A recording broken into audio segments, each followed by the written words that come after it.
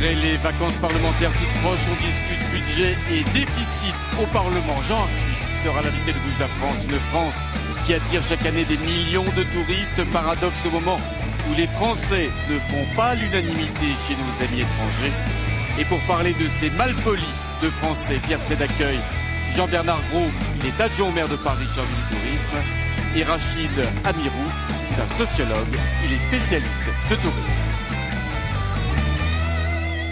Bonsoir à tous, merci d'être avec nous. On va parler de tourisme. Bonsoir messieurs. Bonsoir. Puisque la semaine du tourisme vient de s'achever à Paris, Paris capitale la plus accueillante du monde. C'est une ville très visitée dans un pays d'ailleurs qui est lui aussi qui reste une des destinations touristiques préférées au niveau international. Et au moment où on dit tout ça, il y a une enquête qui tombe et qui montre à quel point autant on sait recevoir, autant quand on est à l'étranger, quand nous les touristes français, nous sommes à l'étranger, on se conduit mais vraiment très très mal. On n'est pas apprécié, on est dernier de tous les classements. Et le problème, c'est que ça fait des années que ça dure. Alors, Jean-Bernard Brosse, comment vous expliquez qu'à la fois, on ait cette capacité de recevoir les étrangers, voire les Français chez nous, mais qu'à l'étranger, on sait pas se comporter? Moi, je l'explique pas, parce qu'en fait, c'est regrettable que cette enquête donne ce classement. Et puis, c'est pas la première fois, en plus. C'est pas la première fois, mais je crois qu'il va falloir travailler, il va falloir tous ensemble travailler pour que les Français qui se déplacent à l'étranger, qui, comme vous le répétez, et j'en suis heureux, savent accueillir, enfin, parce que pendant longtemps, on a dit que les Français ne savaient pas accueillir non plus. Donc, au moins, c'est vrai, dont acte, ils savent accueillir aujourd'hui, et notamment à Paris, de nombreux visiteurs. Alors, à l'étranger, peut-être ont-ils un complexe, le complexe du pays le plus visité au monde, qui, au fond, peut-être veut donner des leçons aux autres quand il est en voyage. Alors, on va leur passer le message, il faut que ça change. Parce que là, ça s'est très très bien passé. Là, le concert de Johnny, il y a eu 1 million de personnes. Je pense qu'il y a eu des étrangers qui sont venus là. Ils ont dû voir que les Français savaient profiter de l'instant. Absolument, c'est passé dans le calme, dans la joie, la bonne humeur, comme ça doit être dans un moment convivial de partage de quelque chose qui est la fête nationale le 14 juillet. Alors Rachid Amirou, vous êtes sociologue donc et je regarde un peu les classements. Hein. On est numéro 1 des réfractaires aux langues étrangères. Bon, c'est vrai que les Français n'ont jamais été capables, n'ont jamais été foutus d'apprendre la moindre langue. Ça, c'est pas une surprise. On est numéro 2, dans le mauvais sens, hein, des radins et des râleurs. Donc ça c'est bien. Et puis on est numéro 3 des impolis. Non mais pour répondre à tout ça, il faut prendre ça avec nuance, hein, parce que si je reprends le classement, au niveau des professeurs, il va falloir prendre des cours. Hein. Voilà, donc non mais ça fait des années, ça fait une vingtaine d'années que j'essaie de mettre un peu en poésie le tourisme, parce qu'en fait il est pris un peu à la légère, il n'est pas pris au sérieux. Et moi je plaide pour une culture, quand je dis culture, c'est-à-dire un apprentissage. Le voyage, ça s'apprend aussi, hein, un apprentissage du tourisme, du comportement touristique. Mais comment il faudrait le dispenser, cet apprentissage? Tout simplement parce qu'en fait actuellement on nous dit on a un problème d'accueil, il suffit que les gens soient gentils, etc. Non, l'accueil c'est une technique, c'est un métier. Et ce qui est un peu à souligner, c'est qu'il y a une forme un peu de psychanalyse, hein, désolé de ce terme, du comportement touristique, parce qu'en fait c'est pas une question d'individu, c'est des habitudes collectives qu'on retrouve. Alors pour nuancer, parce qu'il faut pas non plus tomber dans l'autoflagellation, pour nuancer, les Américains ne sont pas non plus de grands polyglottes, etc. Hein, il faut pas non plus. Non, ils savent à peine où est la France. Voilà, exactement, parce qu'ils n'ont pas de connaissances en géographie, etc. Je signale que Paris a été considérée comme la ville la plus accueillante l'année dernière. Donc il y a quand même des éléments. Et les touristes reviennent en France. Ouais. Hein. Donc je parle de l'accueil en France. Hein. Maintenant, à l'étranger, les touristes, moi j'ai accompagné des groupes pour observer, pour écrire mon premier bouquin. Je l'ai écrit sur l'imaginaire touristique. Je fais un peu de publicité pour. Et l'imaginaire touristique, pourquoi? Parce qu'en fait, il y a des idées, des images, etc., qui ne sont pas dues à des individus. C'est pas une psychologie individuelle. Oui, mais ça marche. Vous le dites, ça marche quand même par groupe. On sait très bien, les Japonais. Bon, c'est pas une légende. Quand on parle des quarts de Japonais, on sait que les Japonais, ils se conduisent comme ça à l'étranger. Les Anglais sont comme ça. Les Américains sont comme ça. Et les Français, malheureusement, globalement, visiblement, ils ont la même attitude quand ils se déplacent à l'étranger, et elle est pas bonne. J'ai fait exprès de les mettre en groupe justement pour voir s'il y a un comportement de groupe français. Eh ben, je peux dire que pour aller vite, moi, l'analyse que je fais du tourisme, c'est que c'est une cour de récréation. Hein. Vous êtes en train de dire qu'on est individuellement mal élevé. Non, on est pris par une mouvance, en fait. On est pris par le flot, en fait. Parce que si vous prenez des Suisses, chez eux, ils sont tout à fait aimables, serviables et courtois. Vous les mettez sur la Côte d'Azur, ils ont des comportements un petit peu transgressifs. Vous prenez toutes les nationalités, il y a un peu ce côté-là. C'est pour ça que je parle de cours de récréation. Les gens viennent avec l'idée, j'ai bossé pendant 11 mois. J'ai le droit à m'extérioriser et même à peut-être ne pas respecter certaines limites. Et je peux vous dire, pour défendre un peu le public français, je peux vous dire que dans certaines destinations, effectivement, on peut noter ce côté-là un petit peu impoli, mais dans d'autres destinations, notamment dans le Sud, les Français sont les plus sensibles au tourisme durable, au tourisme, etc. Donc il faut nuancer, parce qu'en fait, si vous allez au Maroc, par exemple, l'image du Français au Maroc n'est pas du tout l'image du Français en Angleterre. Est-ce que vous croyez, Jean-Bernard, qu'on paye un petit peu ce dont vous parliez, c'est l'arrogance française de manière générale? Alors comme on est classé comme arrogant, on nous classe mauvais partout, quoi. Oui, on a la réputation d'être donneur de leçons un petit peu, mais parce qu'il y a des domaines où on est bon aussi. Et quand on est bon, on le fait savoir, et alors ça agace, forcément, vous savez, une forme de jalousie, la France est une grande destination de tourisme, donc je pense que chaque Français se sent un peu concerné quand il est dans un pays, comme vient de le dire monsieur. Il faudrait qu'on l'accueille comme nous-mêmes nous accueillons ici les gens. On compare toujours par rapport à soi-même. Et donc, peut-être que ici ou là, dans certains pays, les gens ne sont pas à la hauteur non plus. Honnêtement, c'est vrai que c'est pas le cas pour Paris, mais d'une manière générale en France, c'est assez limité. Enfin, les compliments sur l'accueil des Français, c'est pas légendaire l'accueil des Français d'une manière générale. C'est vrai qu'à Paris, où viennent des millions de personnes, on sait plutôt bien faire. On peut donner une petite théorie sur ça, parce qu'en fait, il y a un imaginaire de l'égalité, c'est pour aller vite.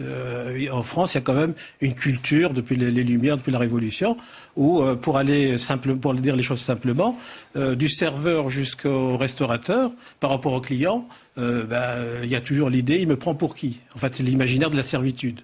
Donc vous avez toujours des petites frictions comme ça, de positionnement.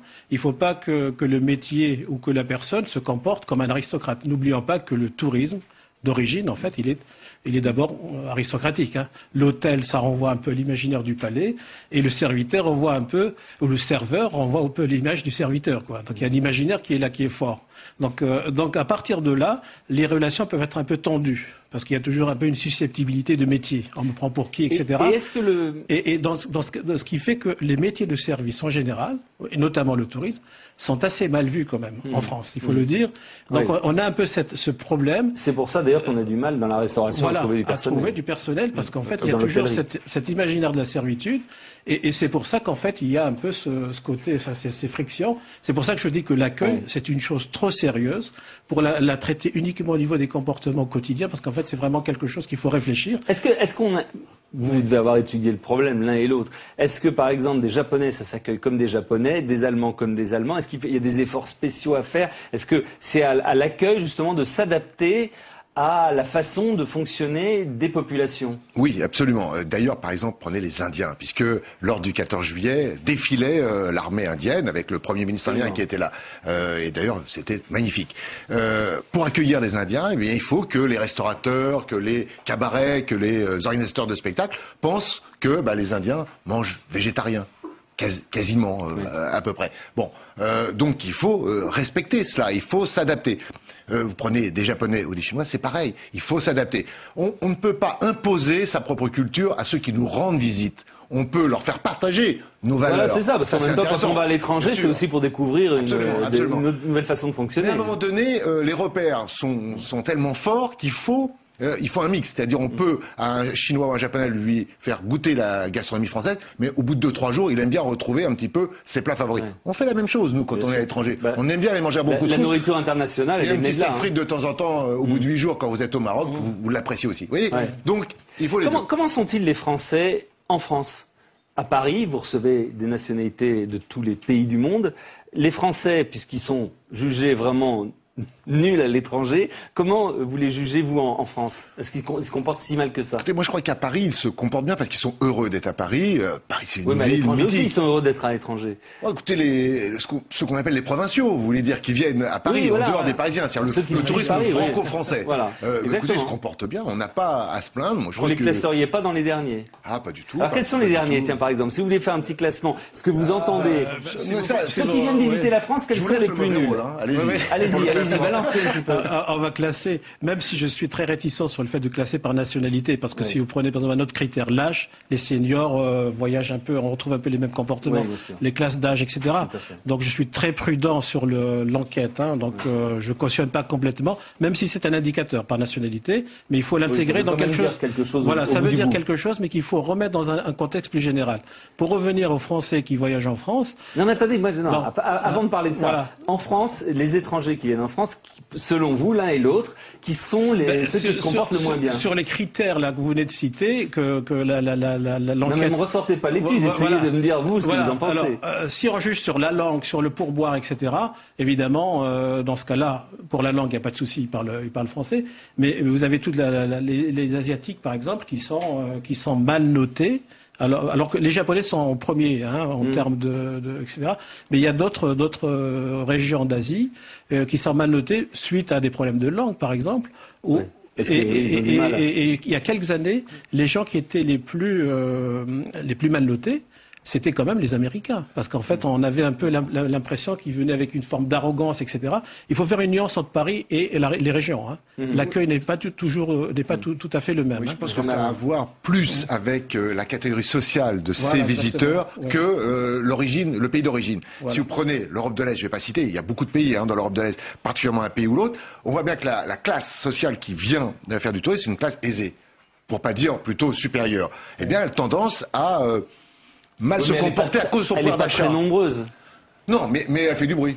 Donc, on pourrait dire cela se comporte mal à cause des Russes, quoi, en particulier. Je sais pas si vous qui l'avez dit, moi j'ai rien dit, mais qui pourraient se comporter mal dans l'établissement parce qu'ils ont beaucoup d'argent. C'est ce que vous entendez à la mairie de Paris, parce que j'imagine que vous faites des analyses et vous avez des retours de toutes parts sur la façon dont est fait le tourisme et dont est senti le tourisme à Paris. C'est ce que vous entendez. Ce qui vous revient, c'est que bon, effectivement, ça c'est un peu anecdotique, les quelques Russes. Il n'y en a pas 300 milliards qui sont... Mais sur le tourisme de masse, les populations qui arrivent, quelles sont celles qui posent le plus de problèmes? Je peux vous dire par exemple une petite anecdote. Moi j'étais enseignant à l'université de Montpellier pendant des années, on a fait des études sur place.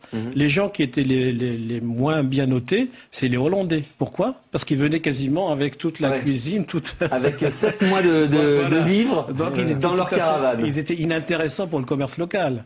Donc tout dépend des critères. Et c'est vrai que Jean-Bernard a raison de souligner les indicateurs de catégories socio-professionnelles entre les Russes qui ne touchent que le tourisme de luxe et le tourisme de masse.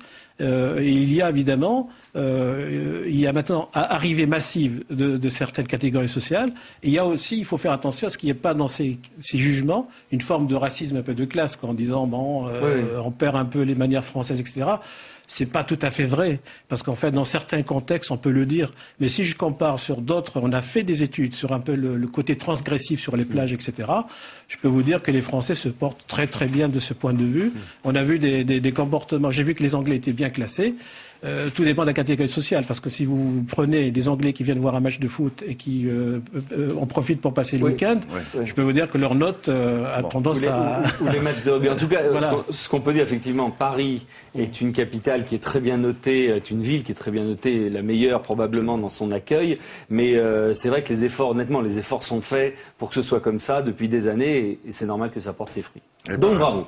Merci beaucoup en tout cas. Merci bien. On va parler maintenant de la crise et du déficit avec Jean Arthuis qui nous rejoint. Et oui, crise, budget et déficit, on en débat dans l'hémicycle du Sénat avec le texte d'orientation budgétaire. Avant de retrouver le président centriste de la commission des finances du Sénat, Jean Arthuis, coup d'œil sur une discussion qui, au Sénat, ne fait pas toujours l'unanimité. Ça fait 3 jours que je suis là, j'ai encore pas compris comment ça marchait. Après plus de 20 ans passés au Sénat, pas simple de trouver ses marques. Un nouveau mandat, un nouveau bâtiment, nouveau bureau et nouvelles règles aussi pour Jean-Luc Mélenchon. Tout à l'heure, je vais avoir 1 minute de temps de parole, mais c'est la mort. Voilà, on va parler donc de ce déficit sur lequel vous planchez. Bonsoir Jean Arthuis. Bonsoir. C'est pas facile. Je me demande comment vous faites pour travailler sur des prévisions de ce qui va se passer, alors que on voit bien que depuis 1 an et demi, 2 ans, on est un petit peu dépassé par ce qui arrive et sur l'ampleur de la catastrophe. Comment on arrive raisonnablement à travailler alors que tout ce qu'on annonce à un moment donné est quasiment démenti ou démultiplié quelques mois ou quelques semaines même plus tard? C'est vrai que la crise qui est née aux États-Unis pendant l'été 2007 est d'une gravité sans précédent. On a cru que c'était d'abord une crise financière, une crise de confiance qui allait se limiter aux États-Unis. Et puis, c'est bien une crise de la mondialisation, une crise de la titrisation, une crise de confiance, une crise financière. Mais naturellement, la sphère financière a percuté l'économie réelle et la mutation est à l'œuvre. On passe d'une crise financière à une crise économique et puis ça va bientôt être une crise sociale. Toutes les prévisions s'effondrent. Les gouvernements tiennent des discours rassurants. Oui, en même temps, c'est leur boulot de rassurer les gens. Ils sont dans leur rôle. Imaginez ce qui se passerait si, d'emblée, ils annonçaient les pires prévisions. Cela étant, je crois qu'il y a un moment où il faut être réaliste et prendre la mesure de ce qui nous arrive. Alors, on évoque la sortie de crise. Mais au fond... personne ne donne de date, vraiment. Non, parce que ce qui se passe là, c'est probablement le signe de la fin d'une époque qui a été marquée par une certaine facilité en Europe, aux États-Unis. Et la globalisation est là, on ne peut pas continuer à aller faire nos courses en Asie, en Inde, consommer plus que ce qu'on produit, sans qu'il y ait de conséquences. Alors ici, à la Commission des Finances, bon, vous travaillez pour essayer de voir comment les choses peuvent se passer. Il y a Philippe Marigny qui a sorti un rapport disant que finalement le déficit sera beaucoup plus important en 2010 que ce que l'on dit et ce qu'on veut bien croire. Est-ce que vous êtes déjà d'accord avec lui? Oui. Oui, d'abord, je veux dire que le gouvernement fait preuve de réalisme, puisqu'il annonce un déficit en 2009 qui pourrait être de l'ordre de 7% du PIB, peut-être 7,5%, et en 2010... Tout laisse à penser que le déficit sera au moins équivalent. Et quand on parle de déficit, on parle forcément d'endettement, puisque comment finance-t-on le déficit sinon par l'endettement? Mais on a toujours à l'esprit la sortie de crise. Or, la question qu'il faut se poser, c'est de savoir dans quel état sera l'économie française demain. Est-ce que le potentiel de croissance n'est pas en train de s'altérer? Car au fond, ce qui s'accomplit, c'est un nouveau coup de torchon sur nombre d'activités de production. Ça donne lieu à des délocalisations d'activités et d'emplois. Et malheureusement, tout laisse à penser que demain, le potentiel de croissance de la France, et sans doute d'une partie de l'Europe, ne sera pas ce qu'il était à la veille de la crise. On ne va pas retrouver les pays comme ils étaient avant la crise, c'est ce que vous dites. Oui, exactement. Ouais. Et donc, il faut qu'on commence à réfléchir jusqu'où aux conséquences qu'on va en tirer. Ce déficit, parce qu'on entend parler de milliards qui s'entassent, on était à 3%, on sera à 7, 7,5%. Alors le déficit est très bien, le déficit de l'État cette année... Jusqu'où on peut aller? Parce qu'à un moment donné, c'est de l'argent virtuel. Jusqu'à ce que ceux qui ont de l'argent acceptent de vous le prêter. Alors c'est peut-être les épargnants français, notamment l'assurance vie, qui achètent des bons du Trésor.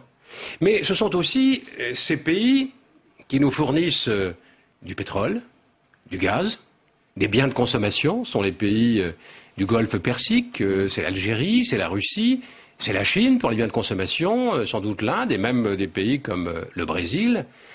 Eux, ils consomment moins que ce qu'ils produisent. Et donc, comme ils ne savent pas où mettre leur argent, eh bien, ils viennent acheter nos bons du Trésor, ils financent nos déficits publics. Ils nous donnent les moyens. Déjà avec les États-Unis aussi beaucoup. Les États-Unis, c'est le même système. Ils nous donnent les moyens de maintenir notre pouvoir d'achat. Il faut quand même qu'on se pose des questions. Combien de temps cela peut-il durer? Alors, on a recours à la dette pour financer tous nos déséquilibres. Mais cette dette, c'est commode aujourd'hui parce que, certes, elle est très lourde. Et ça fait 35 ans qu'on vote des budgets en déséquilibre, plus de dépenses que de recettes. Vous dites quelque chose d'important.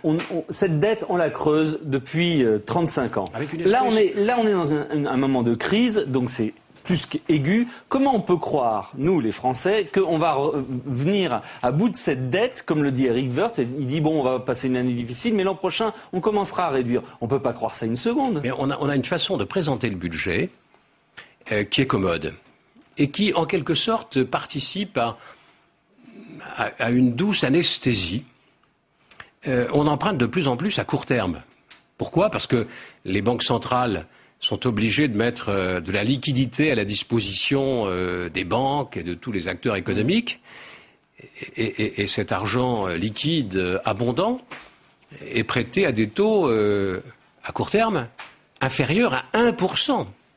Donc l'État, plutôt que de s'endetter à 10 ans, à 15 ans, à 20 ans, l'État procède à la souscription de bons qui sont à 3 mois. Mais alors sur le fond... Et donc l'intérêt reste relativement faible. Imaginez que demain, le taux d'intérêt vienne à grimper à 2, 3, 4, 5%.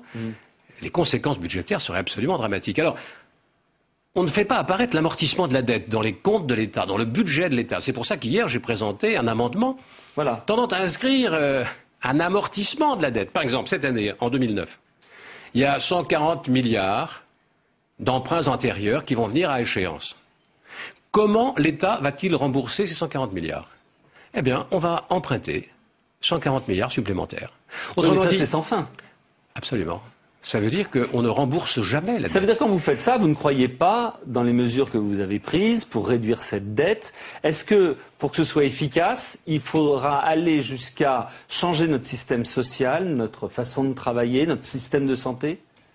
Collectivement, nous avons une vraie question à nous poser. C'est de savoir si nous sommes prêts à financer le service public que nous souhaitons. C'est vrai pour les services publics, collectivités territoriales, qu'il faudra bien réformer aussi. C'est vrai pour l'État. C'est à l'œuvre, mais les résultats sont encore un peu à la marge. La révision générale des politiques publiques n'a pas produit des effets considérables parce que nombre de ministres ont bien du mal à entrer dans cette logique. On est en train de discuter un projet de loi de programmation militaire. Oui, on a vu, on réduit les conviction on réduit les effectifs. Et que nous n'aurons pas les moyens, à terme, de financer ces engagements. Et nous avons tendance à annoncer, peut-être pas tous les jours, mais toutes les semaines, de nouvelles dispositions qui sont agréables à entendre. Et pour vous, elles sont inefficaces. Et puis, quand ça ne suffit pas, eh bien, ce sont des avantages fiscaux, des niches fiscales, des dérogations, tout ce qu'on appelle cette mauvaise herbe fiscale, qui fait qu'on ne comprend plus rien à la fiscalité. Mais pour vous, c'est du bricolage, ça ? C'est du ravaudage. Ça revient au même. Et je pense qu'il va falloir en sortir. D'ailleurs... Alors, en sortir comment ? Il y a quelque chose d'un peu anxiogène entre nos discours qui se veulent rassurants et ce que vivent nos compatriotes. Je pense qu'ils attendent de notre part un diagnostic aussi objectif que possible. Et je suis persuadé que les Français sont prêts aux réformes, à condition qu'elles soient expliquées, à condition qu'il y ait de la pédagogie, à condition que les politiques arrêtent de s'admonester majorité, opposition, avec des formules complètement dépassées, historiquement datées. Pour en venir à ces réformes, Nicolas Sarkozy est arrivé au pouvoir, il avait promis des réformes, il les a faites, sauf qu'entre-temps, la crise est arrivée. Ça veut dire que les réformes qui sont en cours, qui sont encore en discussion, est-ce qu'elles ne sont plus à la hauteur de l'événement, de cette crise ? Est-ce qu'il faut en faire d'autres ? Je crois qu'il faut aller au-delà. Il faut que la France accepte d'avoir la politique de ses moyens. C'est formidable de dire qu'on a le deuxième réseau diplomatique mondial après les États-Unis. Bon, mais avons-nous les moyens de le supporter ? Il ne sert pas beaucoup pour le commerce extérieur. De le supporter financièrement. Il y a des organisations administratives qui, à mon avis, sont quelque peu dépassées. Est-il nécessaire, à l'heure où on met dans les principales mairies sur le territoire national des machines à délivrer des passeports biométriques, des cartes d'identité ? Quel est encore le rôle des sous-préfectures, par exemple ? La question va devoir se poser, et assez rapidement. Et il va falloir décider, il va falloir arbitrer. C'est notre devoir absolument impératif. Et je crois aussi qu'il faut que on revoie notre fiscalité. Nous avons une fiscalité d'abord qui est très difficilement lisible, compréhensible et prévisible. En tout cas, c'est du ravaudage permanent. Et puis, j'observe qu'on continue un discours qui est, à mon avis, une illusion. C'est du politiquement correct. On dit voilà, il y a des impôts payés par les entreprises et puis d'autres qui sont payés par les ménages. Mais quand on y réfléchit bien, les ménages, ce sont les contribuables, les salariés, les épargnants, au fond, et les consommateurs. Y a-t-il un seul impôt payé par l'entreprise qui, en définitive, n'est pas payé par les ménages? Or, le fait de transiter par l'entreprise, et c'est vrai pour la taxe professionnelle, comme pour les charges sociales, le fait de transiter par l'entreprise dans un monde qui veut chaque jour vendre moins cher parce que c'est la lutte contre la vie chère, mais on pousse en quelque sorte, et ça n'est pas très compliqué aujourd'hui, on pousse les acteurs économiques, les producteurs, à se délocaliser. C'est comme ça que le pays se désindustrialise. Et on l'observe dans bien des domaines. Nicolas Sarkozy... Il y a vraiment urgence à porter ce débat devant l'opinion publique. On a survendu toutes les mesures qui font plaisir. Mais c'est pas comme ça qu'on va s'en sortir. Maintenant, il faut s'attaquer à des mesures qui sont beaucoup plus fortes. Alors, Nicolas Sarkozy a été le candidat, l'a-t-il dit, du pouvoir d'achat, de la lutte contre le déficit. Est-ce qu'à votre avis, en 2012, s'il se représente, ce qui pour l'instant semble possible, est-ce qu'il pourra s'en prévaloir encore? Pouvoir d'achat, c'est quoi? Pouvoir d'achat, c'est d'abord de gagner de l'argent, et gagner de l'argent quand on produit. Or, quand un pays consomme plus que ce qu'il produit, et on le voit bien avec le déficit de la balance commerciale, c'est que manifestement, on ne produit pas assez. Le vrai pouvoir d'achat, c'est la contrepartie du travail et de la production.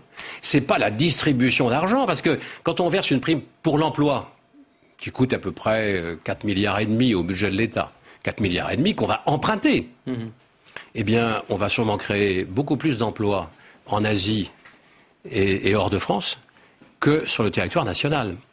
Il faut arrêter de dire que c'est la consommation qui fait la croissance. Parce que la croissance, c'est quand même la production. Et la production, aujourd'hui, du fait de la globalisation, du fait de la mondialisation, si nos lois sont mal fichues, si... Donc votre formule, c'est travailler plus pour produire plus, en fait. Oui, d'abord et avant tout. C'est de faire en sorte qu'on soit suffisamment indépendant en produisant au moins l'équivalent de ce qu'on veut consommer. Il y a quelques réformes comme ça qui m'ont beaucoup étonné. Le fait de ramener la TVA sur la restauration de 19,6 à 5,5, j'ai essayé l'autre nuit de combattre cette idée devant le Sénat, mais je n'ai pas trouvé de majorité. Très bien, merci beaucoup. Ça va coûter quand même 2,5 milliards. Merci beaucoup Jean Arthuis d'être venu nous expliquer ces méandres financiers qui sont pas faciles à saisir. Merci bien. Mais on en sortira. Monique Cantos-Perber va nous parler de la Méditerranée. On descend dans le sud. Oui, elle est un des berceaux de l'humanité. La Méditerranée ne cesse de fasciner. Lieu de vacances, mais également lieu d'histoire. Chronique estivale de Monique Cantos-Perber.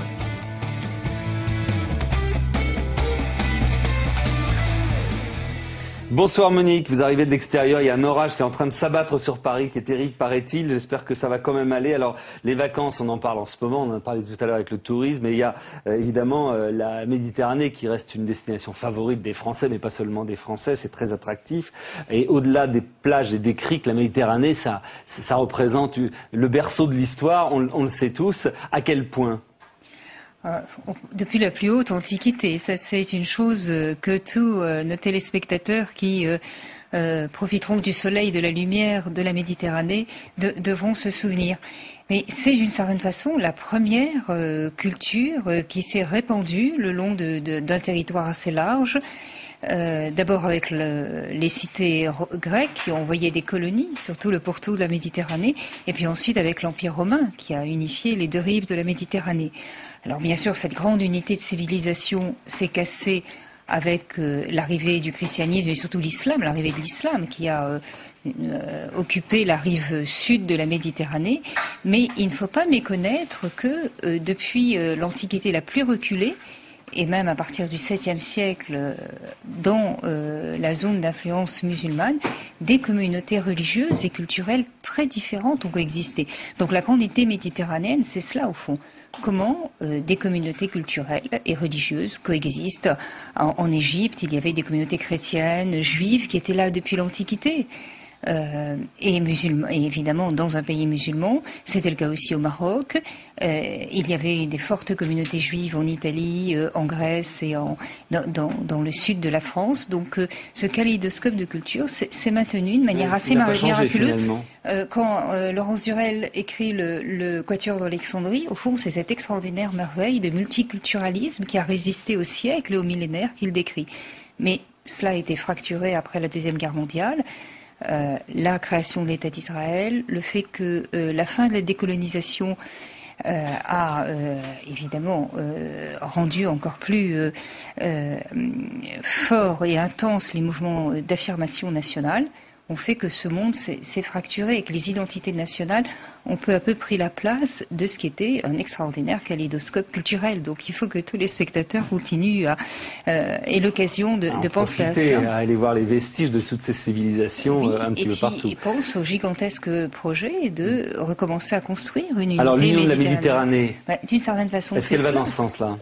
C'est au fond revenir à ce qui était la civilisation méditerranéenne au cours des siècles qui nous ont précédés et remonter à rebours de ce demi-siècle de rupture. Qu'est-ce qu'elle doit garder de meilleur de cette Union de la Méditerranée, de son histoire? D'abord, la communauté des modes de vie, et ensuite le souvenir que c'est là que de très grandes idées de la civilisation humaine ont été créées.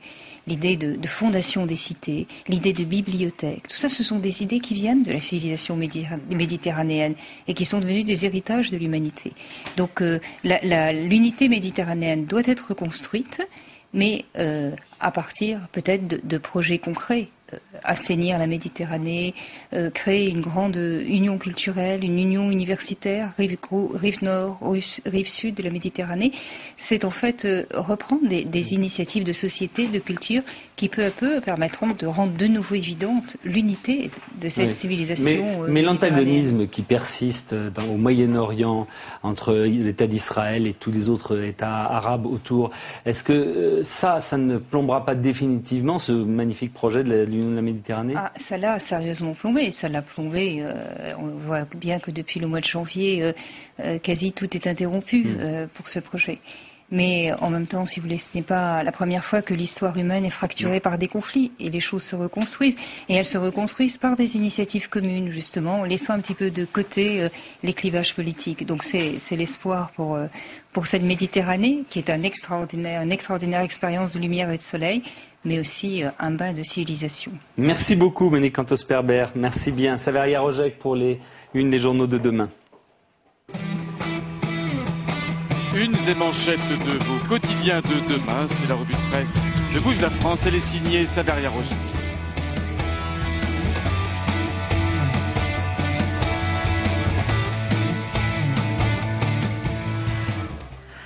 À la une de Libération, la montée des conflits sociaux face au plan de licenciement massif. Les salariés menacent de faire sauter leur entreprise pour mieux négocier leurs indemnités. À la une de Ouest France, Nicolas Sarkozy qui veut étendre Paris jusqu'au Havre. Le chef de l'État veut faire du Havre le port du Grand Paris. Un TGV va relier les deux villes en 1h15. Et on termine vite avec le Dauphiné libéré, ces entreprises qui se jouent de la crise. En pleine morosité, des sociétés continuent à investir et surtout à recruter. Reportage dans votre quotidien. Voilà, Pierre. C'est bon? Oui. Très bien, ça a été rapide. Vous allez suivre dans quelques instants les échanges dans l'hémicycle aujourd'hui, à voir vraiment l'échange entre David Assouline, sénateur socialiste de Paris, et le nouveau ministre de la Culture, Frédéric Mitterrand. Ça, c'est Best of Séance dans un instant. Et à suivre ensuite Enjeux d'avenir, juste après cette émission. C'était Orséane Rousseau qui réalisait ce soir. Pierre-Henri Gergoyon, le salue bien sûr, comme tous les soirs. Julie Trassard et Anaïs Jaunet ont préparé les dossiers. Merci beaucoup. À demain. Bonsoir. Au revoir, Saveria. À lundi, et non, pas à demain. On est jeudi, à lundi, bien sûr.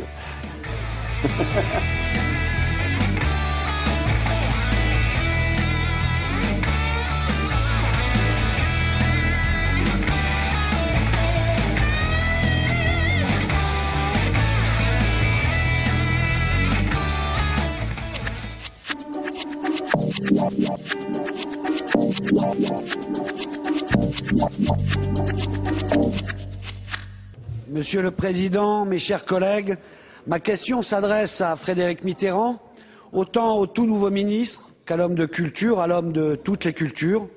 Mon plaisir est dans l'attente d'une réponse sincère et non conventionnelle.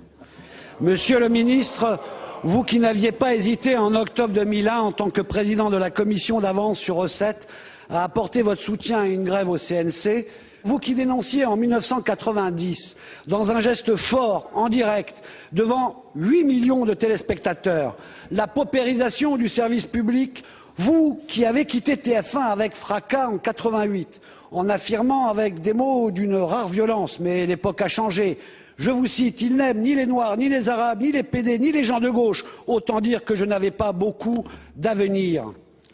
Aujourd'hui, ministre, vous engagez-vous à agir pour que le service public, au moins, reste un lieu où la diversité et l'indépendance soient garanties et pas celui où on aime d'abord et toujours le président Sarkozy. Monsieur Frédéric Mitterrand, ministre de la Culture et de la Communication. Vous avez la parole, monsieur le ministre. Monsieur le Président, Mesdames et Messieurs les sénateurs, Monsieur le sénateur David Assouline. Bon, première observation à propos de cette question en plusieurs épisodes, c'est qu'elle se construit sur un certain nombre de citations datant de ma carrière, entre guillemets, antérieure. Ce n'est pas tout à fait la même personne qui est en face de vous aujourd'hui. Cependant, je suis très sensible au fait que vous vouliez reconstituer un destin dans son intégralité. Vous savez que ce genre de préoccupations me sont chères. Une réponse à l'appui au service public a été donnée hier soir avec la diffusion, grâce à la suppression de la publicité en prime time, de La Traviata, qui a reçu 1 200 000 spectateurs. Voilà.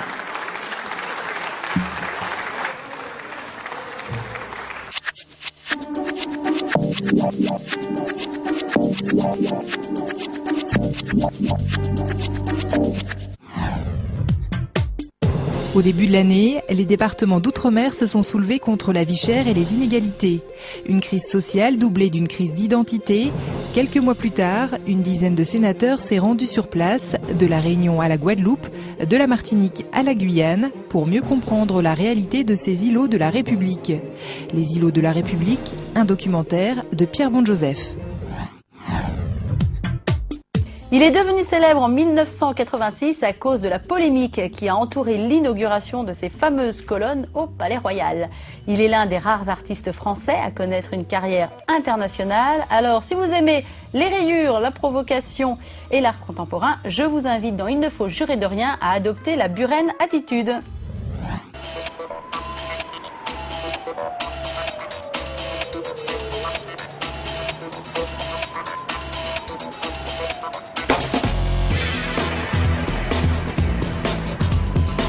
L'alcoolisme chez les jeunes est un véritable fléau de santé publique et les dispositions que je vais vous présenter dans quelques jours dans le projet de loi d'organisation de la santé sont des dispositions absolument indispensables pour lutter contre ce fléau. Bonjour et bienvenue dans ce nouveau numéro d'Enjeux d'avenir. Il y a un an, 2 lycéennes sombrent dans un coma éthylique après un apéritif matinal à la vodka. Roselyne Bachelot, la ministre de la Santé, décide alors de s'attaquer à l'alcoolisation chez les jeunes. La loi Hôpital, Patients, Santé, Territoire consacre un volet à l'alcool. Interdiction de vente aux mineurs d'un côté, autorisation de la publicité sur Internet de l'autre. Cette loi souffle le chaud et le froid. Alors ces mesures sont-elles vraiment efficaces? Sommaire. Pour lutter contre l'alcoolisation des jeunes, la vente d'alcool est interdite aux moins de 18 ans. Cette mesure est-elle efficace? Reportage. Le binge drinking est de plus en plus répandu chez les jeunes en recherche de sensations fortes. En Suède, la politique est très restrictive sur la vente d'alcool. Reportage. Tenant de la santé publique d'un côté, défenseur de la filière viticole de l'autre, la publicité sur Internet a fait l'objet d'une bataille au Parlement. Quel est le rôle des lobbies? Reportage. Les dernières études montrent que la consommation d'alcool chez les jeunes diminue, mais les ivresses sont plus fréquentes. Entre 2004 et 2007, les hospitalisations pour coma éthylique ont augmenté de 50% chez les moins de 15 ans. Pour lutter contre ce fléau, la loi Bachelot interdit les open bars, ces lieux où l'on boit à volonté après avoir payé un ticket d'entrée. Elle interdit également la vente d'alcool aux moins de 18 ans contre 16 ans auparavant. L'opposition a salué cette mesure tout en dénonçant l'absence de vraies politiques de prévention. Reportage signé Élisée Cardi. Un samedi soir au Champ de Mars à Paris. Sous la Tour Eiffel, pique-nique entre amis et alcool pour l'ambiance. On fait l'anniversaire d'un pote. On fête son anniversaire. C'est mon anniversaire. Dans ce groupe, tous sont mineurs de moins de 16 ans. Et manifestement, la soirée a été arrosée. Vous l'achetez où Si les gens ils viennent. Les petites années qui passent. Et dans les épiceries, comment ça se passe? Parce que on rentre, on prend une bouteille de champagne, on dit que c'est pour les grands. Non mais casse-toi. Et pourtant, sous l'ancienne loi, à moins de 16 ans, il était déjà interdit d'acheter de l'alcool. Ce sera à 18 ans désormais. La raison invoquée par le gouvernement, de nouvelles pratiques inquiétantes comme le binge drinking, beuverie express. Les jeunes boiraient plus qu'avant et plus vite. Au sortir de l'enfance, Alice et Sonia, 14 et 15 ans, des allures de jeunes femmes, famille aisée, plutôt équilibrée. Elles boivent de l'alcool dans les soirées et font partie de cette génération pointée du doigt. S'il y a de l'alcool dans une soirée, on en prend forcément. Et je pense qu'il faut... on se fait vite exclure aussi si on ne prend pas. Ça, un truc d'exclusion. Voilà, exactement. Quand tout le monde est bourré, si tu filais pas, déjà t'as l'air un peu. Ouais, voilà. Alors pour elle, que l'interdiction soit à 16 ou à 18 ans, cela ne changera rien. Il y aura toujours des grands frères ou même des amis plus grands.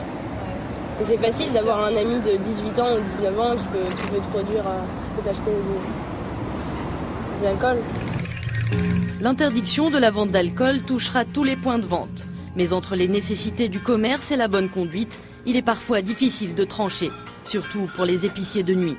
Ce délégué de la Fédération des épiciers se rend chez Mohamed, gérant d'une supérette ouverte le soir et qui préfère la franchise.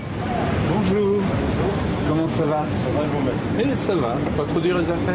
Ça va, tout doucement. Quelqu'un qui rentre, lui il a moins de 18 ans, lui il a 18 ans. Et pour demander les cartes, c'est pas une solution. Je préfère vendre de l'alcool au lieu d'avoir des problèmes avec les gens, même si c'est interdit. Dans la grande majorité, les épiciers sont des gens responsables, des gens qui respectent le code de la santé publique, qui respectent la tranquillité du voisinage. Et seulement pour quelques-uns, c'est toute une activité nocturne qui est mise à l'index. Pour les contrevenants, l'amende sera de 7 500 €. Mais encore faudra-t-il qu'ils se fassent prendre, tant les possibilités de contournement semblent faciles. Et sur le fond, pour cet éducateur d'adolescents, l'interdiction n'est pas la réponse qu'il fallait apporter et sera tout simplement inefficace. Je pense que c'est une mauvaise compréhension du fonctionnement des adolescents. Parce que les adolescents, ils ne fonctionnent pas sur le système « on interdit donc j'obéis ». Ça, c'est un bon système qui peut s'appliquer aux adultes. Et on sait bien, par exemple, que le cannabis est interdit depuis des années. Ça n'a jamais empêché les jeunes de fumer du cannabis. Donc la question n'est pas tellement le problème de l'interdiction sous forme d'une loi. Disons qu'en même temps, c'est une loi comme ça rassure le public et chacun croit qu'il a comme ça fait sa mission pédagogique. Dans un pays de vignerons et d'alcool mondain, le discours sur l'alcool a du mal à passer. La France a toujours été un pays de buveurs.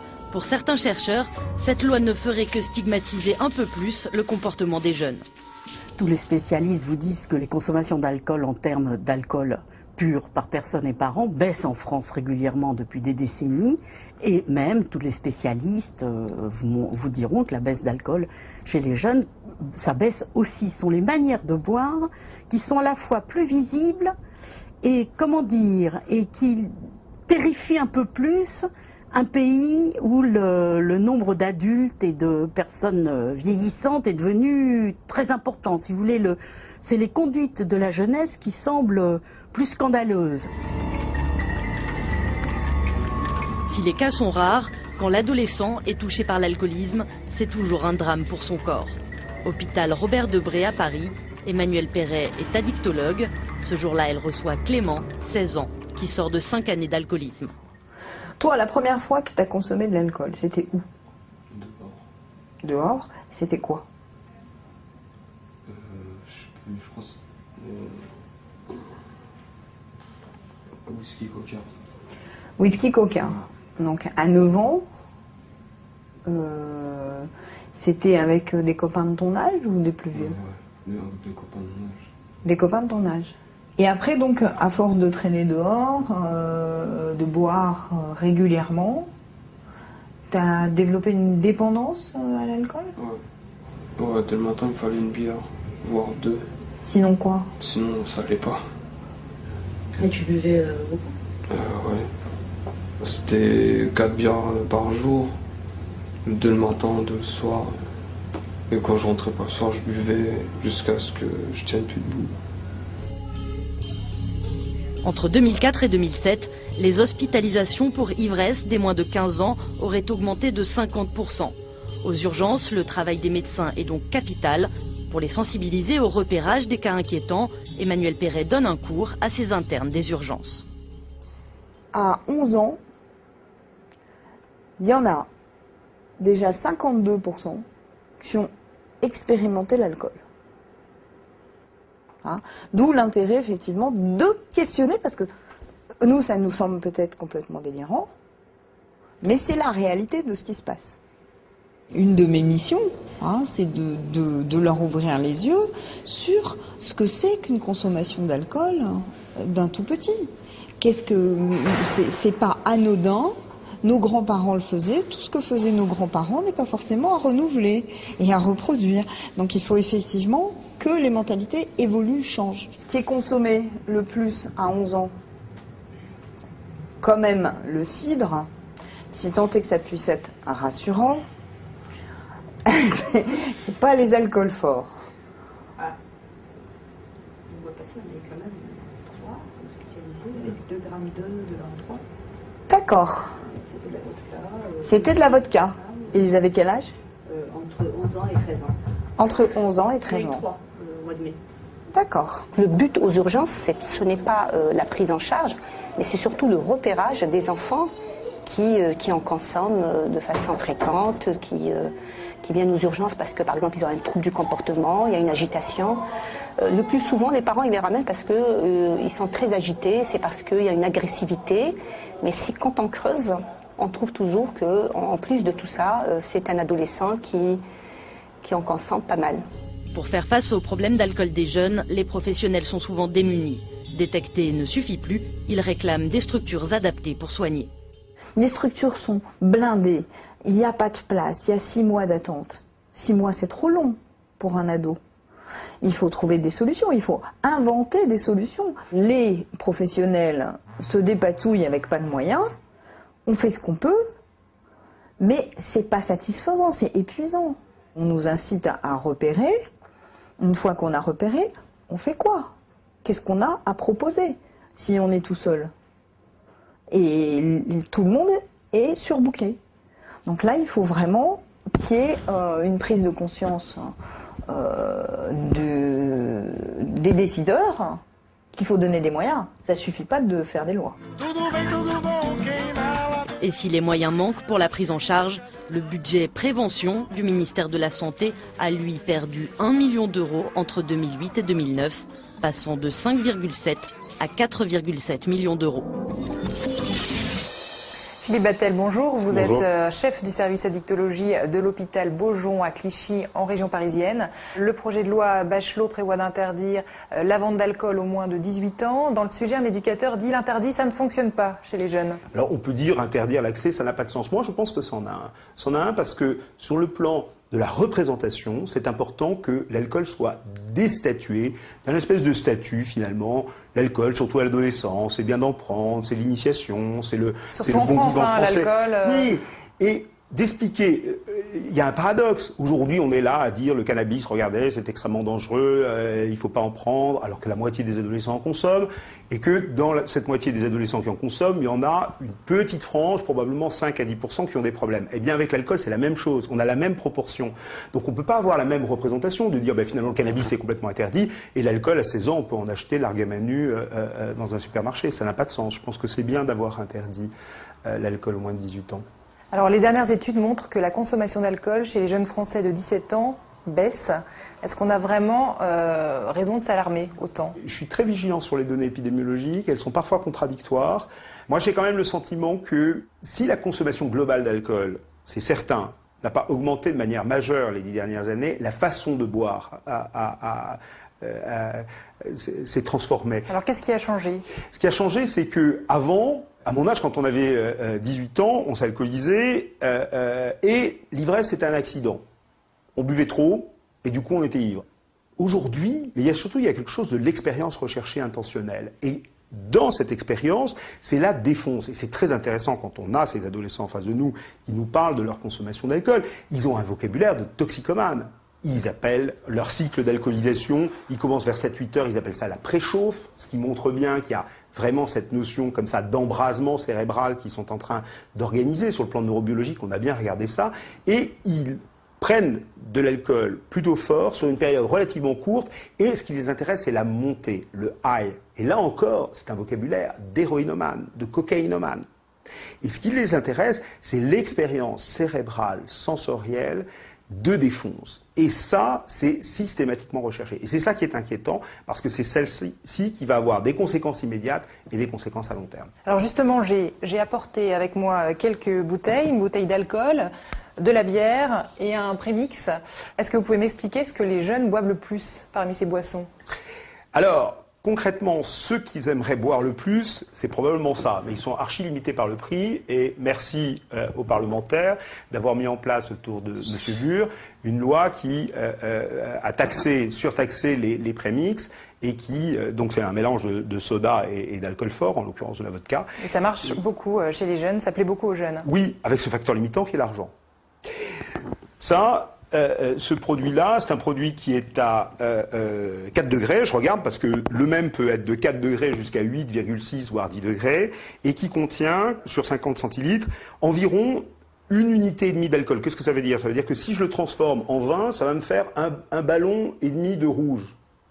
La quantité d'alcool pur qui est contenue. Et la quantité d'alcool qui est contenue là-dedans, c'est plutôt un verre de rouge. Donc là, ça c'est un verre de rouge. Oui, c'est un verre de rouge, parce que c'est un produit qui est hautement titré, mais qui est mélangé avec du soda. Mais vous voyez que le volume est beaucoup plus petit. Donc, ce qui est intéressant, c'est de faire monter l'alcoolémie très vite. Donc, ce qui les intéresse, pour faire monter l'alcoolémie très vite, c'est plutôt d'avoir des produits hautement titrés. Alors, est-ce que ça veut dire que le vin ne les intéresse pas? Ben non.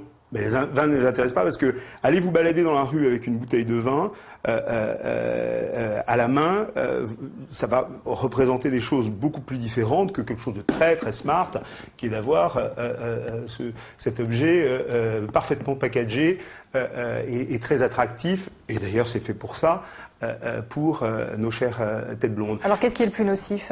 Pareil, c'est vraiment pareil. C'est la quantité d'alcool pur qui est consommée qui est nocif. Ce projet de loi Bachelot interdit, donc on l'a dit, la vente d'alcool aux moins de 18 ans. Il autorise aussi la publicité sur Internet. On en parlera un peu plus tard dans l'émission. Qu'est-ce que ça vous inspire? Moi, je suis assez ambivalent sur ce sujet. Je vais vous dire, d'un côté, je trouve quand même extrêmement dommage que ce qui nous restait de la loi Evin, qui a quand même été mise en charpie par plusieurs assauts parlementaires successifs, ordonnés par un lobby vitivinicole et de la filière, surtout alcoolière, qui, pour le coup, était conjoint là pour pouvoir essayer de mettre à mal cet instrument de prévention démontré efficace. Ça, je trouve ça dommage. En revanche, ce qui m'apparaît plus compliqué, c'est que y a aujourd'hui, par Internet, un accès à toutes les informations, et que ça me semble un peu difficile d'interdire l'information sur un produit largement utilisé sur Internet. Quel sera l'impact sur les jeunes, à votre avis? Alors, là où je trouve que, pour le coup, la rédaction du projet de loi et la façon dont il a été voté est un peu aberrant, c'est que de faire croire surtout que on a bien verrouillé les choses et que finalement on va pouvoir permettre de serrer, de limiter la communication aux sites non fréquentés par les jeunes. Alors, je vous demande de me dire ce que c'est un site fréquenté ou non fréquenté par Facebook, par exemple. Facebook, à l'évidence, est un site qui est largement fréquenté par les jeunes, mais aussi par les non-jeunes. Et alors, si demain, la publicité sur l'alcool est interdite sur Facebook, je peux vous garantir que Facebook va faire un procès, et il le gagnera, contre l'autorité publique en leur disant « Mais écoutez, vous faites de la discrimination, parce que je vois pas pourquoi moi, j'aurais pas le droit de faire de la publicité sur le vin. » En Europe, les garçons boivent plus d'alcool que les filles, surtout de la bière. Autre tendance, le binge drinking, c'est-à-dire l'absorption très rapide d'alcool, est en hausse dans presque tous les pays. En Suède, cette pratique ne date pas d'hier. Pour lutter contre ce phénomène, l'État a le monopole de la vente d'alcool. Cette politique très restrictive est-elle efficace? Reportage à Lund, au sud de la Suède. Lund, une ville universitaire au sud de la Suède. 40 000 étudiants, parmi lesquels Élise, une Française de 22 ans. Cet après-midi, elle va faire quelques courses avec deux amis, Pierre, lui aussi français, et John, un Suédois. On va au système Bolaget pour acheter de l'alcool. En Suède, le système Bolaget est une institution. Ces magasins tenus par l'État sont les seuls endroits où l'on peut acheter de l'alcool. C'est quoi ta préférée, toi? What is your favorite? Ah, the cheapest. This one is quite good. Élise n'achètera pas d'alcool fort, trop cher. Elle se contente de quelques bières. Je suis assez surprise parce que je ne m'attendais pas à dépenser autant d'argent dans l'alcool. Donc là, c'est partout 200, 239. Là, c'est 115, mais c'est des petites bouteilles. C'est à partir du moment où c'est 1 litre, c'est à peu près 20 €. Ouais. Alors qu'en France, ça doit être 12-13 € je pense. Cette bouteille de vodka est taxée à 80%, presque 2 fois plus qu'en France. Pour l'État, c'est une manne financière. Vous n'avez pas autant de taxes chez vous? Elles sont très faibles, c'est ça? Si, on en a, mais pas aussi fortes. Regarde, ici, on voit que les prix sont 2 fois plus élevés que chez nous en France. En Suède, on aime bien avoir des taxes élevées sur le tabac, l'alcool, sur tous ces types de produits. C'est une bonne chose? Oui, je pense que c'est bien. Ça rapporte de l'argent à l'État, au gouvernement suédois. Autre contrainte, pour acheter de l'alcool, il faut avoir au minimum 20 ans. Et en Suède, on ne rigole pas avec l'âge. Ici, on demande à chaque fois la carte d'identité. C'est obligatoire? Oui, c'est la loi. Si on oublie la carte d'identité, on sortira pas avec de l'alcool, c'est sûr. C'est différent de la France? Ah oui, complètement. En France, on ne nous la demande jamais. Je pense qu'on est censé nous la demander, mais on ne l'a jamais demandé. Les horaires, eux aussi, sont encadrés. Les magasins ouverts de 10h à 18h en semaine sont fermés le week-end. Cette série de mesures censées restreindre la consommation d'alcool est-elle efficace? À y regarder de plus près, on peut en douter.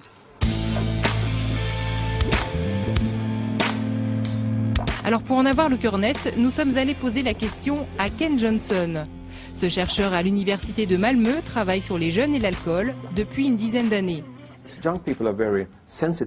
Les jeunes sont très sensibles à l'offre d'alcool. Et si on leur donne facilement accès à l'alcool, ça les encourage à boire beaucoup plus. La solution, c'est de travailler sur la réglementation. On peut à la fois limiter les endroits où il est possible d'acheter de l'alcool, et on peut aussi utiliser les prix pour restreindre la consommation. C'est vrai qu'au début, j'avais des doutes. Je me demandais si tout ça, c'était bien nécessaire. C'est quand même très contraignant. Mais en fait, c'est efficace. Sur le campus, les étudiants étrangers, eux, sont plus sceptiques. Pendant cette année universitaire, Élise et ses amis ont pu observer le comportement des Suédois face à l'alcool. Pour moi, dans ce pays, celui qui veut vraiment boire peut toujours trouver de l'alcool. Les Macédoniens ne boivent pas autant. Ils ne sont pas obsédés par l'alcool. Car chez nous, c'est en vente libre. On n'en fait pas toute une histoire. Ici, les jeunes sont comme des gosses qui veulent des bonbons. Ils se ruent dans les magasins d'État avant que ça ferme pour faire leur provision d'alcool. Moi, c'est ce que je vois. Ça les encourage à boire. Nous n'avons pas le même système en France. On boit de façon plus régulière, un peu tout le temps, pour accompagner un repas par exemple. Mais on n'est pas aussi défoncé que les Suédois. Un étudiant suit le débat avec attention. Morteza, 25 ans, est le seul Suédois, le seul aussi à défendre les magasins d'État. J'ai pas mal d'amis qui boivent énormément et quand ils n'ont plus d'alcool, ils veulent s'en procurer plus. Mais voilà, ils ne peuvent plus en acheter car les magasins sont fermés. Donc notre système est utile, ça les empêche de boire encore plus et de devenir vraiment ivres. Je connais les Suédois, je connais bien leur culture. Plus il y a d'alcool en Suède, et plus les gens boivent. La Suède s'est attaquée très tôt à l'alcoolisme, dès le 19e siècle. À l'époque, l'alcool de pomme de terre fait des ravages. Face à ce problème de santé publique, les prohibitionnistes gagnent du terrain. En 1922, ils obtiennent la tenue d'un référendum. Il s'en est fallu de peu pour que la vente d'alcool soit totalement interdite. Aujourd'hui, le contexte a changé, mais les ligues anti-alcool n'ont pas disparu pour autant. Elles sont implantées un peu partout dans le pays. À Lund, la principale association de lutte contre l'alcoolisme est située en plein cœur du campus. C'est du vin à la fraise, mais c'est sans alcool. Teresa et ses amis ne boivent pas une goutte d'alcool. On raconte qu'ils sont puritains et ennuyeux. C'est tout le contraire, disent-ils. Comme tous les mercredis soirs, ces jeunes Suédois se retrouvent autour d'une tasse de thé. L'alcool, c'est diabolique. Ça détruit la société. Ça empêche l'humanité de se développer. C'est pourquoi je refuse de boire. J'ai jamais bu de ma vie. Jamais? Non, jamais. Je ne pense pas avoir besoin d'alcool. Je veux être moi-même et je suis moi-même quand je suis sobre. Ces jeunes souhaitent que l'État continue à contrôler la vente d'alcool, une politique qu'ils jugent plus efficace que la prohibition. Nous croyons au libre choix. Nous pensons que chacun doit faire comme il l'entend. Nous, on essaye juste de les convaincre qu'il ne faut pas boire. Mais ici, on ne force personne. Interdire, ça ne marche pas.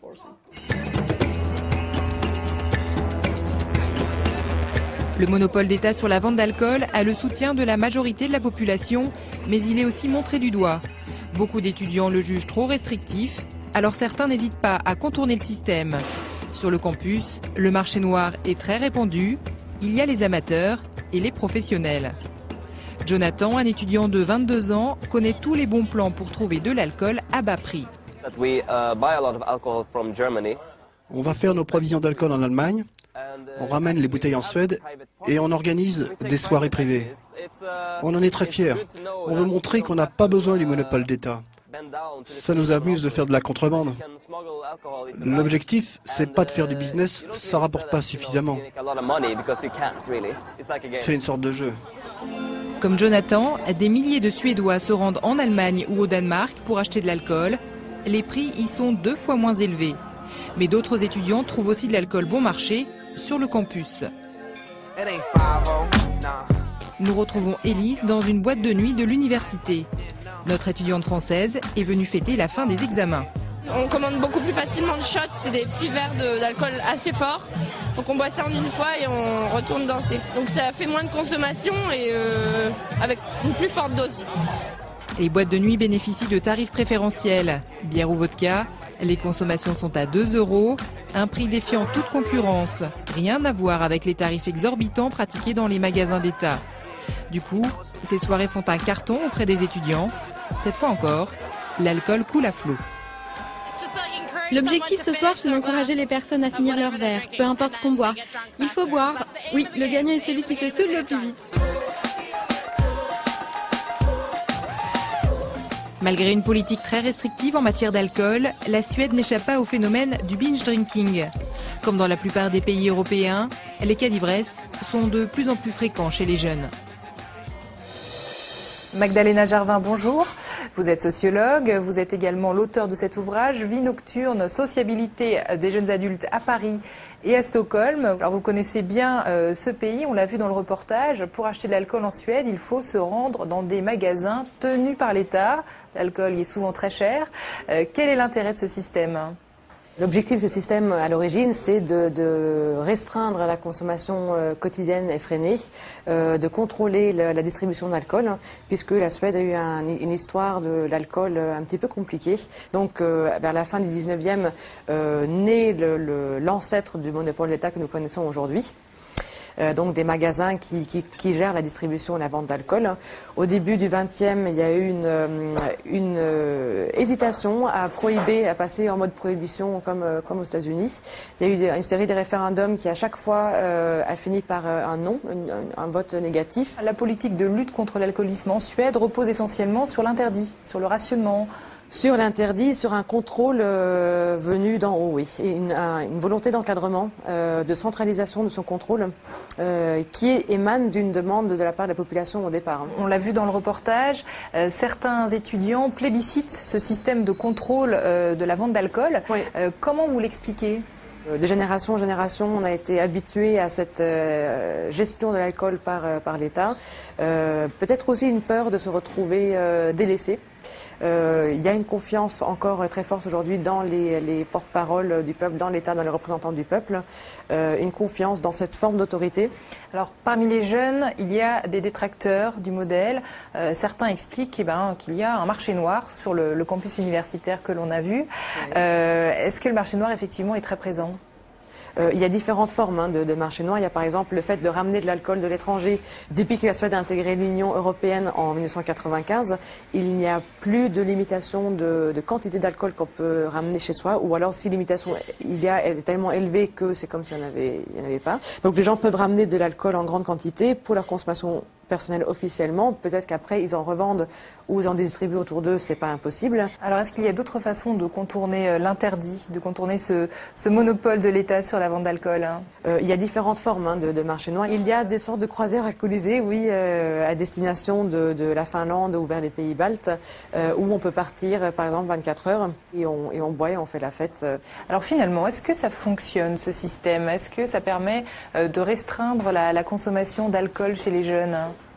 Oui, je pense que ne pas y avoir accès libre à n'importe quelle heure de la journée, n'importe quel jour de la semaine, réduit partiellement la consommation. Maintenant, elle paraît d'autant plus attirante, cette boisson, puisqu'elle est interdite et qu'il y a beaucoup de barrières pour y accéder.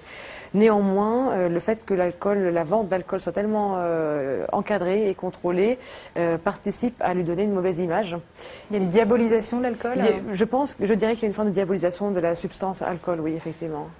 On grandit dans l'idée qu'il ne faut pas trop boire, on nous dit que c'est mal de boire et on n'observe pas trop les gens boire au quotidien, mais par contre quand arrive le week-end, c'est le moment où tout le monde se lâche et on se prend la grosse livresse de la semaine, ça passe le vendredi ou le samedi soir. Oui, c'est paradoxal parce qu'en même temps il y a beaucoup de binge drinking, c'est-à-dire l'absorption rapide d'alcool.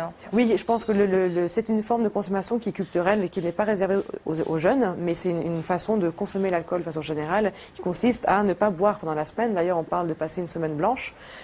Et arrive le week-end, le vendredi, samedi soir, où on se prend une cuite, pour reprendre leur terme, pour lâcher la pression, c'est la fête, on se laisse aller. C'est culturel en fait. Oui, c'est culturel. Ouais.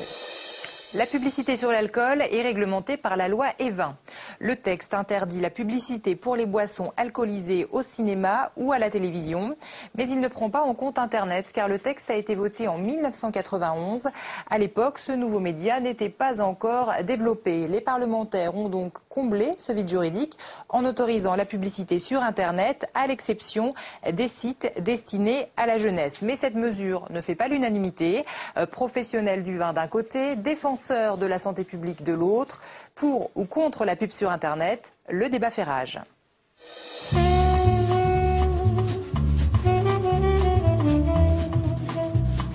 Des vignes à perte de vue. L'Aude fait le bonheur des amoureux de la nature et des amateurs de vin. Mais derrière ce paysage de carte postale se cache une réalité beaucoup moins idyllique. Dans ce département, la viticulture est en crise. Les coopératives ferment les unes après les autres. Jean-Marie Fabre, lui, est viticulteur indépendant et il s'en sort plutôt bien. 15 hectares de fitou et un chiffre d'affaires en progression. Pour faire connaître son vin, il fait de la pub sur Internet. On est ici sur la boutique en ligne du site du Petit Tonneau au Japon. Je crois que le vin doit faire partie de ces produits que l'on doit pouvoir promouvoir et dont on doit pouvoir parler de manière très simple sur Internet. Et bon, je crois que dans tous les pays producteurs, majoritairement producteurs en Europe, il y avait aujourd'hui que la France qui interdisait de pouvoir faire sa promotion et sa publicité sur le net. Comme Jean-Marie, de plus en plus de viticulteurs investissent la toile. En France, 600 000 vins sont référencés sur Internet. À quelques kilomètres au sud de Narbonne, dans une cave coopérative, 2 leaders syndicaux sont en grande conversation avec Roland Courteau. Le sénateur socialiste de l'Aude les a toujours défendus. Cette fois encore, il est à leur côté. Moi, j'estime que ce serait une sacrée stupidité d'interdire aux producteurs d'accéder à des moteurs de recherche pour la publicité sur Internet en faveur du vin, alors que tous les internautes pourront accéder à tous les sites de production viticole du monde entier, sauf les Français. Donc, c'est pas tenable. L'image qu'on veut mettre en avant, qu'on ne peut pas avancer dans la mise en place de lois sur la santé à cause du lobby viticole, je pense que quand on en arrive à ça comme argument, c'est qu'on n'en a pas d'autre, parce que le lobby viticole n'est pas aussi puissant que ce qu'on veut bien le dire, sinon on n'en serait pas là aujourd'hui. À la santé de la viticulture. Oui. Depuis quelques semaines, le lobby viticole a retrouvé des couleurs. Lors de l'examen du projet de loi sur l'alcool, les élus des régions viticoles sont montés au créneau pour défendre leurs amendements. Alain Suguenot, Philippe Martin ou encore Jacques Domergue à l'Assemblée nationale, Gérard César et Roland Courteau au Sénat, voilà pour les plus connus. En France, on parle toujours de lobby. C'est pas faire du lobby, c'est d'expliquer une situation objective. Le lobby, c'est de se dire on attaque tous azimuts, et puis on canarde. C'est pas ça du tout. Nous, on veut expliquer objectivement les bienfaits du vin lorsqu'on les boit modérément, et surtout qu'il ne faut pas comparer, mélanger le vin avec les alcools forts. Ça n'a rien à voir. Non, je trouve qu'il n'y a pas de lobby, je viens de vous l'expliquer. Par contre, je peux vous dire qu'il y a un lobby anti-vin. Ça oui, on le connaît. Ouais. Je crois qu'il faut être contre tous les intégrismes. Vous verrez dans le débat. Ouais. Vous verrez si le vin ne va pas être sorti, ressorti, et ciblé, reciblé. Le vin, responsable de tous les maux. Au Sénat, il y a ceux qui défendent la filière viticole et il y a ceux qui l'attaquent. Anne-Marie Paillet est partie en croisade contre la publicité sur Internet. Cet après-midi, la sénatrice de La Réunion a un rendez-vous important. Bonjour professeur Nordman, ça me fait plaisir de vous revoir, vraiment. Aussi, vraiment, d'autant plus que je n'avais pas pu aller à la première réunion. Oui, oui. Professeur de médecine, mutuelle des étudiants, association nationale de prévention de l'alcoolisme, tous les principaux acteurs de la santé publique se retrouvent au Sénat et ils ne sont pas venus les mains vides. Ce sont des courriers pour les sénateurs concernant le texte de loi qui est en discussion actuellement.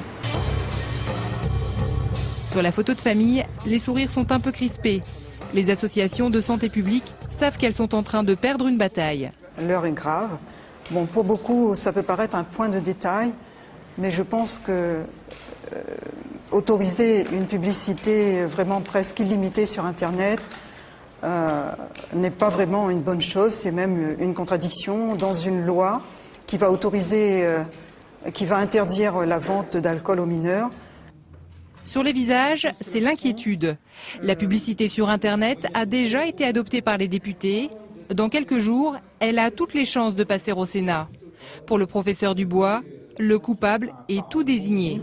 On a l'impression d'une reddition en race campagne face aux intérêts financiers du lobby alcoolique. Et ça, c'est quelque chose qui n'est pas acceptable dans une loi qui est une loi de santé, défendue par le ministre de la Santé.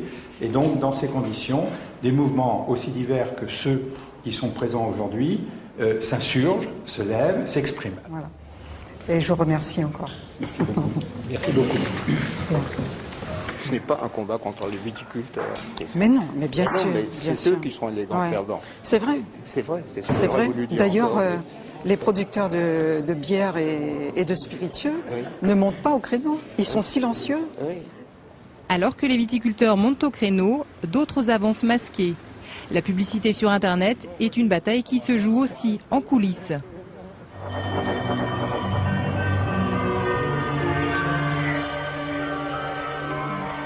En plein cœur de Paris, dans les quartiers chics, Flèche Manillard, une prestigieuse agence de conseil en communication.